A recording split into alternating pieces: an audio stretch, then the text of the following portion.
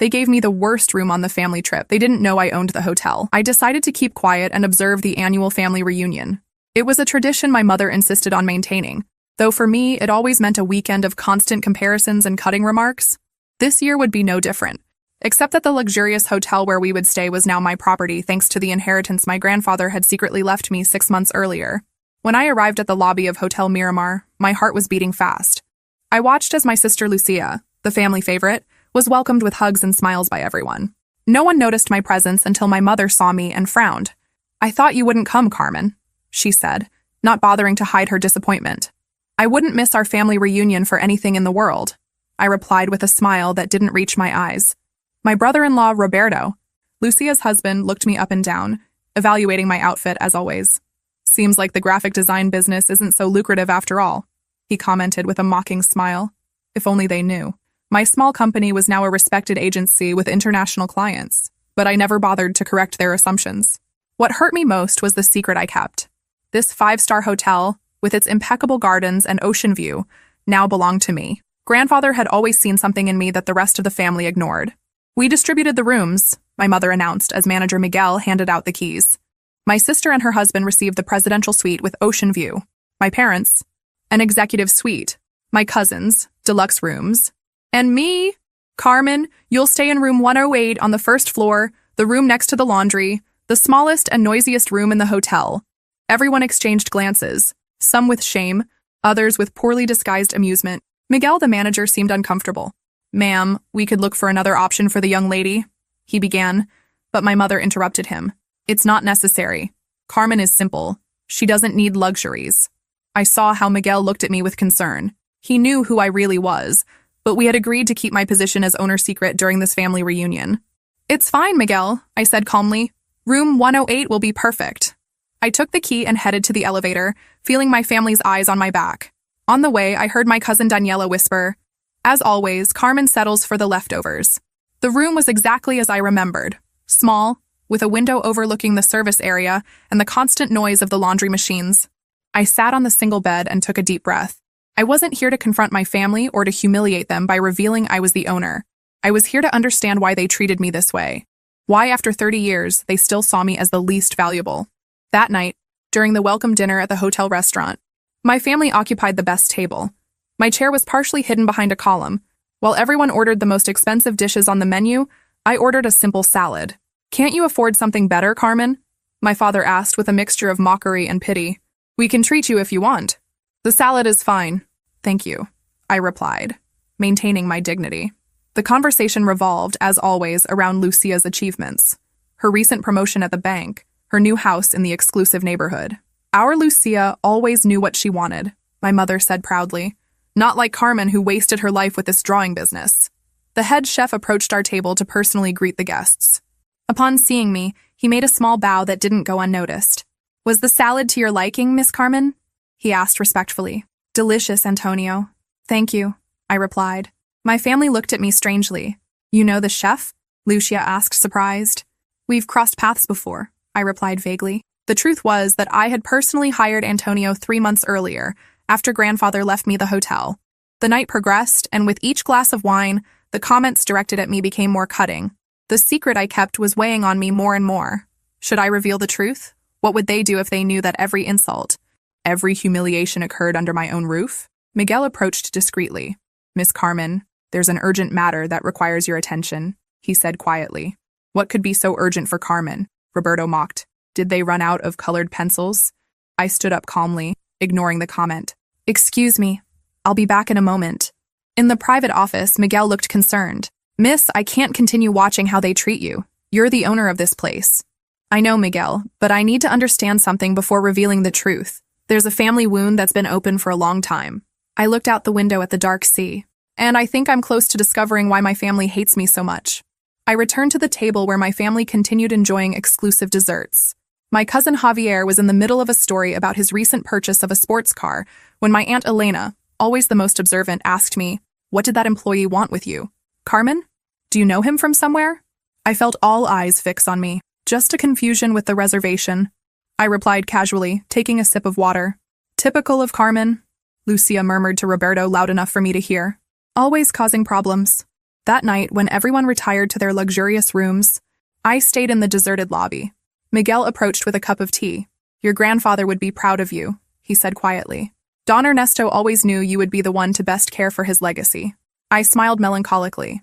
My grandfather was the only one who saw something special in me. Sometimes I wonder if he wasn't mistaken. Miguel shook his head firmly. "In the few months you've been running the hotel, you've implemented more improvements than any previous owner. The staff respects you. Don Ernesto wasn't mistaken." The next day, during the breakfast buffet, I noticed that several staff members greeted me with disguised respect. My family was too busy serving themselves the most exclusive delicacies to notice. "Carmen, are you only eating that?" my mother asked, looking at my plate of fruit and yogurt. "That's why you're so thin. You look sick." "I'm perfectly healthy, Mom," I replied. "I simply prefer to start the day with something light." Roberto burst out laughing. "Light? Actually economical. I bet you calculate every penny you spend." The comment provoked laughter at the table. I took a deep breath and focused on my breakfast. It wasn't the moment for revelations. The morning passed with activities.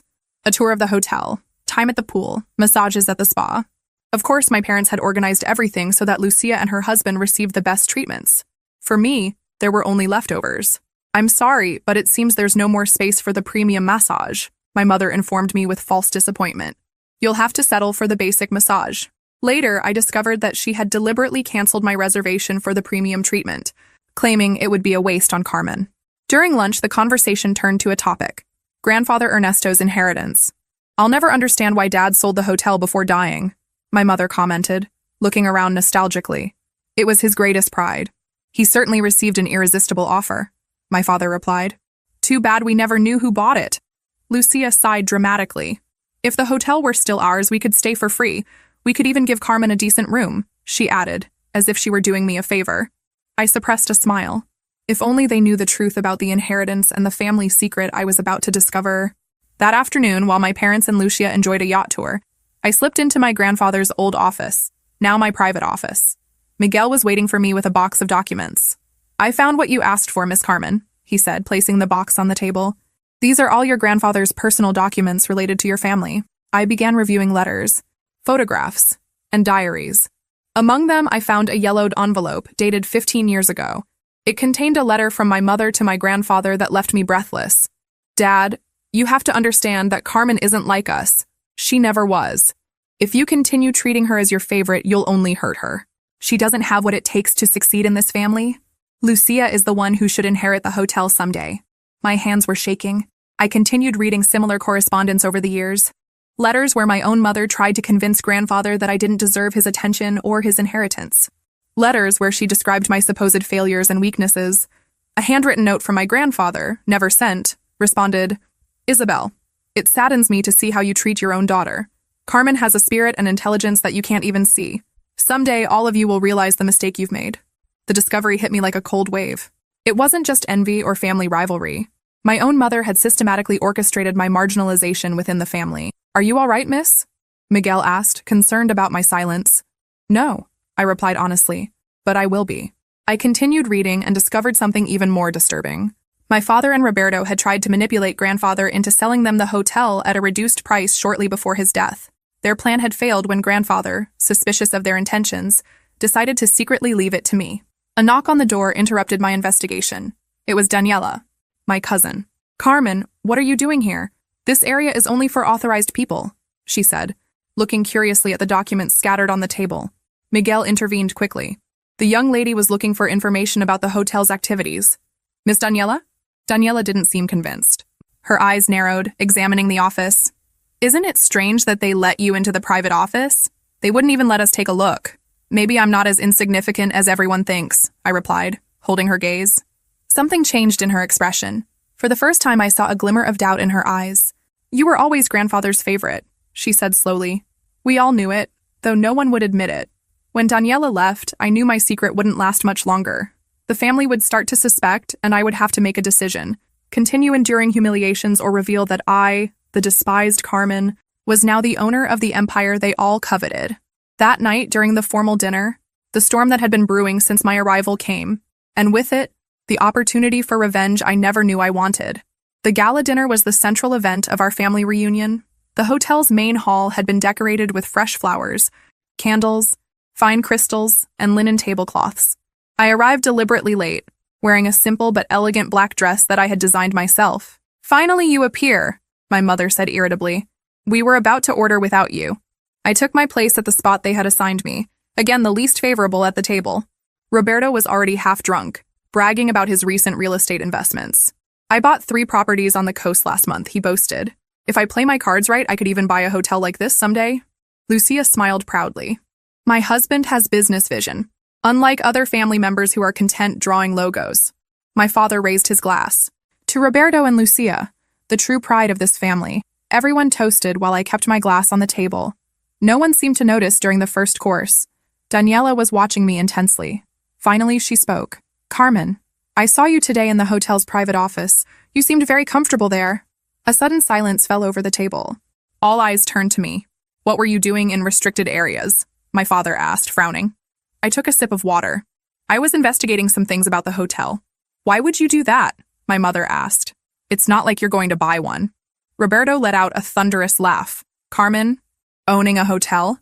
That would be funny. She can't even afford a decent room." It was then that Miguel approached our table with a bottle of exclusive champagne. "Miss Carmen, the champagne you requested for your family," he said. My mother blinked in confusion. "We didn't order any." "It's complimentary," he said. "From me." I interrupted calmly. "From you?" Lucia almost choked. "How could you afford a bottle that probably costs more than your monthly rent?" Miguel served the champagne while I maintained my composure. The tension at the table was palpable. "There are many things about me you don't know," I said simply. My father looked at me suspiciously. "What are you talking about, Carmen? If you have something to say, say it." I contemplated my options. I could reveal my secret now, humiliate them as they had humiliated me for years. Revenge would be served on a silver platter. But as I observed their faces, something changed inside me. I didn't want to become like them. "I just wanted to make a kind gesture," I replied, "to celebrate that we're together as a family, despite everything." The surprise on their faces was evident. They didn't expect generosity from me after how they had treated me. The dinner continued. But something had subtly changed. Daniela looked at me with intrigue, as if she were reconsidering who I really was. During dessert, Lucia began talking about grandfather's inheritance. I never understood why grandfather sold the hotel in secret. It was the family patrimony. "Maybe because he knew some would try to take advantage," I replied, looking directly at my father and Roberto. "What are you insinuating?" Roberto jumped, suddenly defensive. "Nothing," I said calmly. "Just that grandfather was more astute than everyone thought." My father looked at me with a mixture of suspicion and nervousness. "Carmen, if you know something about the hotel sale, you should share it with the family." "Now I'm part of the family?" I asked. "How curious. A few hours ago, I was the poor relative who didn't even deserve a decent room." An uncomfortable silence fell over the table. My mother tried to change the subject, but I continued. "You know, grandfather told me many things. I spent hours with him while you were busy with your important lives. He told me about his plans for the hotel, about what he wanted for his legacy." "And what did he say?" Lucia asked, unable to hide her curiosity. "He told me that a family business is like a mirror. It reflects the values of those who run it." I made a significant pause. "And that you always have to be careful with deceptive appearances." Roberto slammed his fist on the table. "Enough riddles. If you have something to say, say it clearly." At that moment, the hotel's general manager approached our table. "Excuse the interruption. I just wanted to make sure everything was to your liking. Especially for you, Miss Carmen." My family observed uncomfortably the preferential treatment I was receiving. "Everything is perfect, Javier." "Thank you," I replied with a smile. "Why the hell do they treat you like you're someone important?" my father demanded to know. I took a deep breath. I hadn't planned to reveal my secret that night, but the situation was escalating. I had to make a decision. "Because they know my work," I replied. "They simply respect what I do." "Drawing logos?" Roberto mocked. "I design corporate identity for international companies," I corrected. "My agency has clients on 3 continents and 30 employees. Last year, our revenue exceeded $3 million. The surprise on their faces was immediate. My mother almost dropped her glass. "You're lying," Lucia accused. "If you were so successful, you would have bragged about it." "Unlike some, I don't need constant validation from others," I replied. "And there's a difference between humility and allowing myself to be treated like trash. If you're so successful, why did you accept staying in that horrible room?" my mother asked, genuinely confused. "Because I wanted to see how far you would take it," I replied honestly. "I wanted to understand if there was any limit to the contempt you feel for me." My words fell like slabs on the table. For the first time, I saw shame on some of their faces. Not on all, but it was a start. Carmen, my father began, but I interrupted him. I'm not finished, I said firmly. For years I endured your comments, your pitying looks, your constant contempt, all because I didn't follow the path you considered appropriate, because I chose to create instead of destroy, to build instead of manipulate. My hands were shaking, but my voice remained steady. It was as if decades of silence had finally found their voice. Grandfather taught me that a person's value isn't in what they possess or the appearances they maintain, but in how they treat others. He saw something in me that you could never see because you were too busy comparing me to your idea of success. The silence that followed was deafening. I could see emotions crossing their faces: disbelief, shame, confusion, and in some cases, the beginning of an uncomfortable realization. If this is true, my father finally said, why did you never say anything? Would you have listened? I asked. Or would you have found another way to minimize my achievements? He had no answer for that. We all knew the truth. The dinner ended in uncomfortable silence. As the others retired, Daniela stayed behind and sat beside me. I always knew you were different, she said quietly. Grandfather used to tell me to watch you, to learn from you. I never understood why, until now. Our eyes met in a moment of mutual understanding. Carmen, she continued, there's something more, isn't there? Something about this hotel and grandfather that you haven't said. I nodded slowly. And tomorrow, everyone will know. The next morning dawned with unusual clarity. From my modest room next to the laundry, I could hear the hum of the machines mixing with the birds' songs. I dressed carefully, choosing an ivory-tailored suit I reserved for special occasions. Today would undoubtedly be an occasion none of us would forget. During breakfast, the dynamics had subtly changed. My family watched me with a mixture of confusion and curiosity. The mockery had ceased, replaced by uncomfortable silence and furtive glances.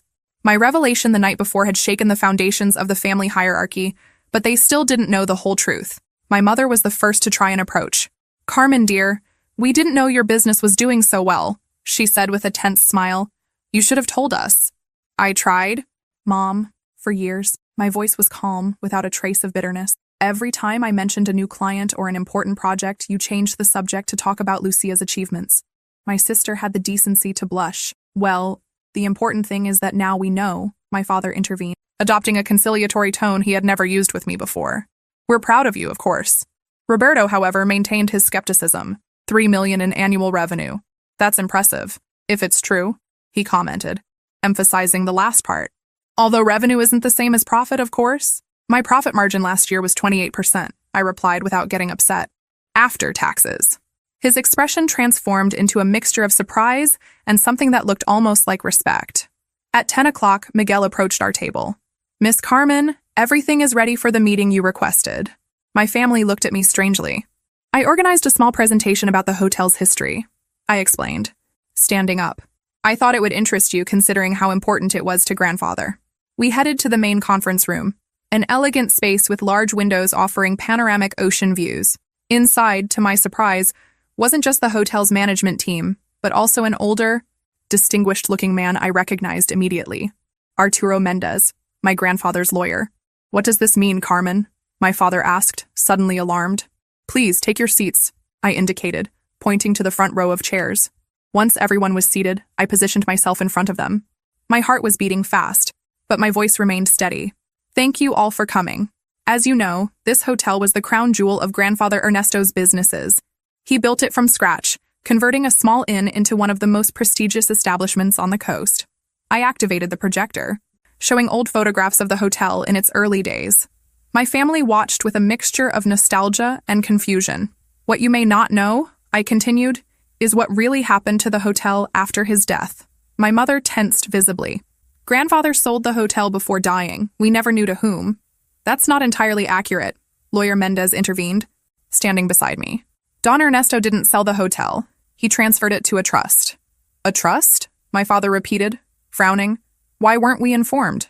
Because it wasn't relevant to you, Mendez replied with professional coldness. The trust had a single beneficiary. All eyes turned to me. I could see the pieces fitting together in their minds. It can't be, Lucia whispered. I nodded slowly.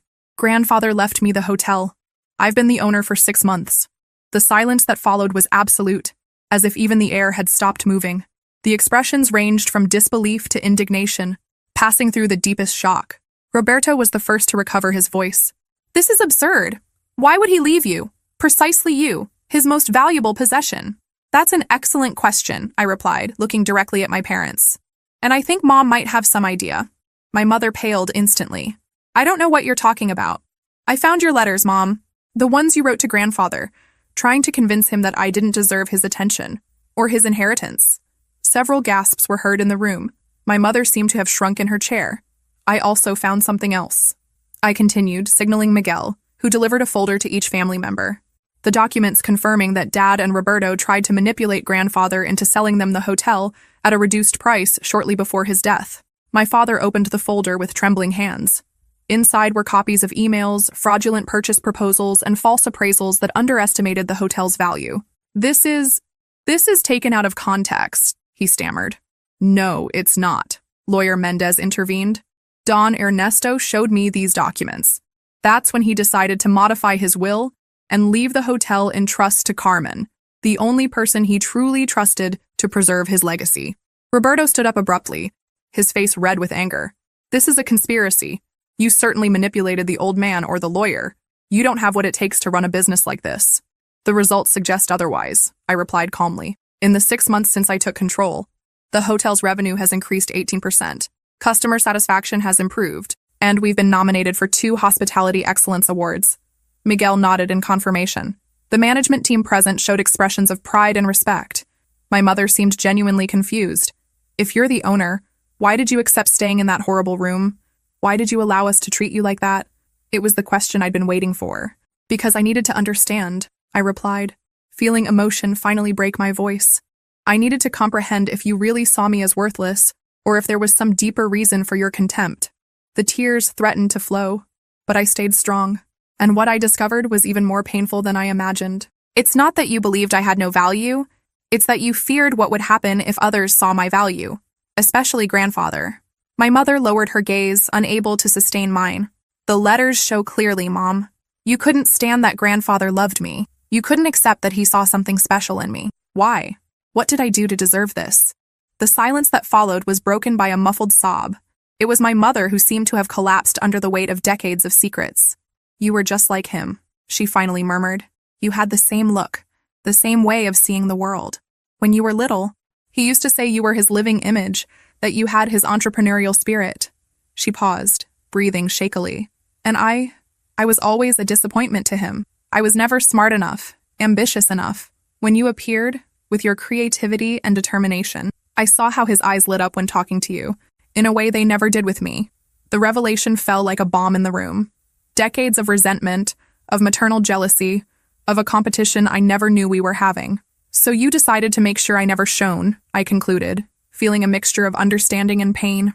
"You convinced the whole family that I was less, that my dreams weren't worth it."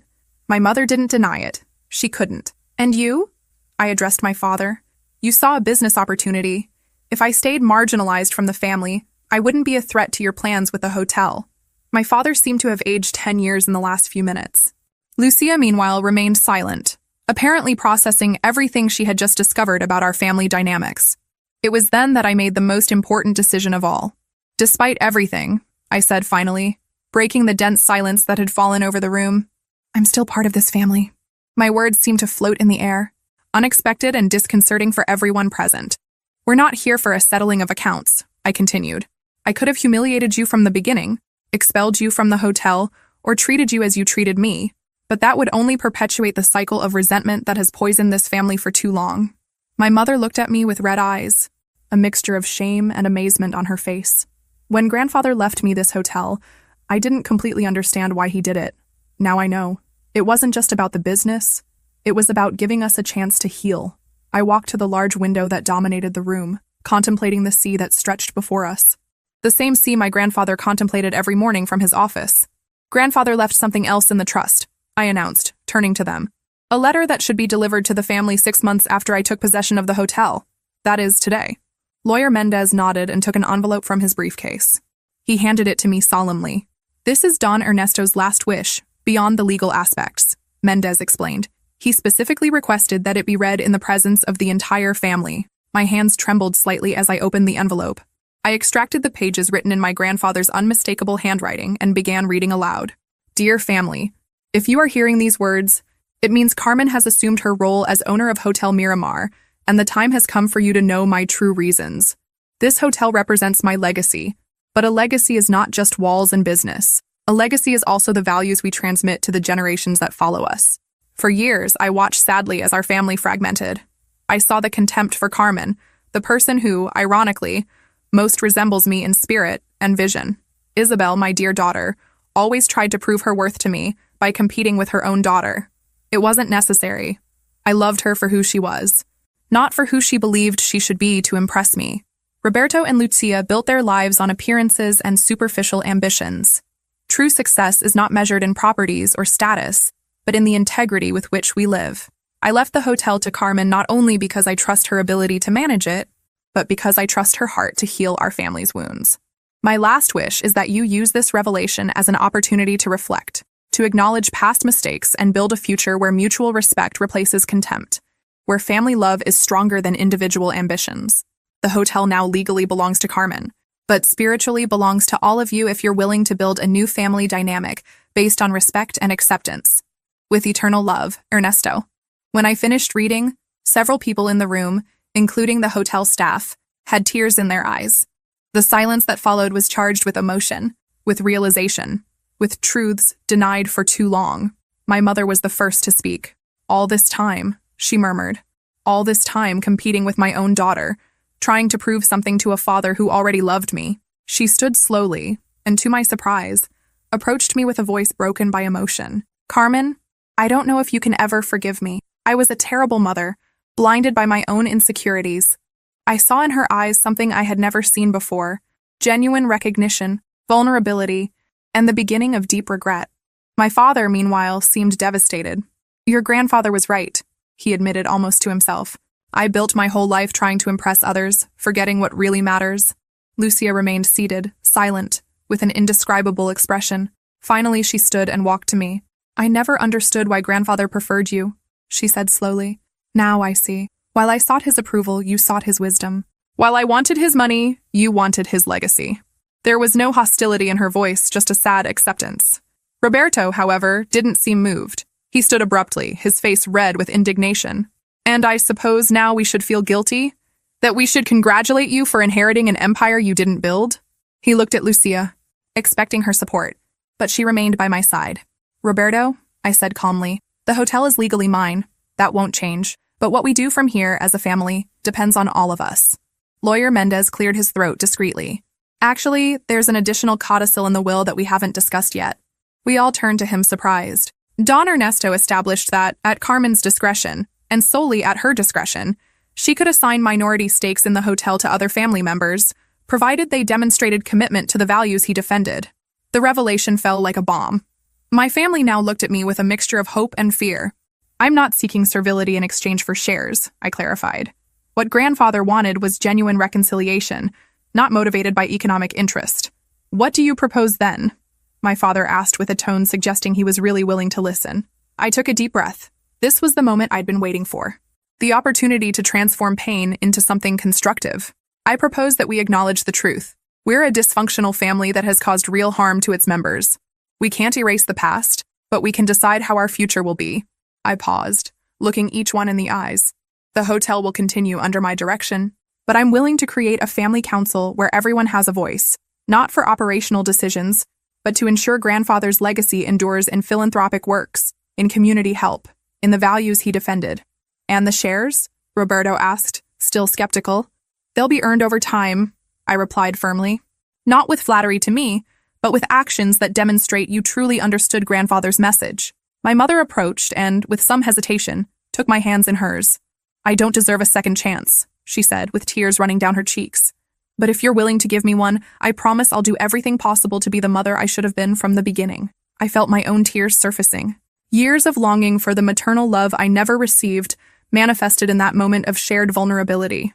That's all I ever wanted, Mom, I replied softly. My father joined us, followed by Lucia. Roberto remained distant, observing the scene with a mixture of confusion and resentment.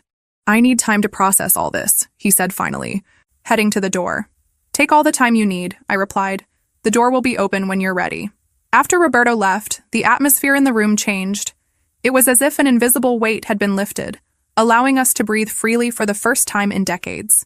The hotel staff, who had witnessed the entire scene, seemed deeply moved. Miguel discreetly began indicating they should leave us alone for this family moment. When we were left with just us and Lawyer Mendez, Lucia spoke. "What do we do now? How do we begin to repair so much damage?" "With honesty," I replied. "Grandfather used to say that family wounds only heal when they're exposed to air. We've kept this resentment in darkness for too long." My father nodded slowly. "You have his wisdom, Carmen. You always have." Mendez stood up, collecting his briefcase. "My work here is finished. Don Ernesto would be proud of how you handled this, Carmen."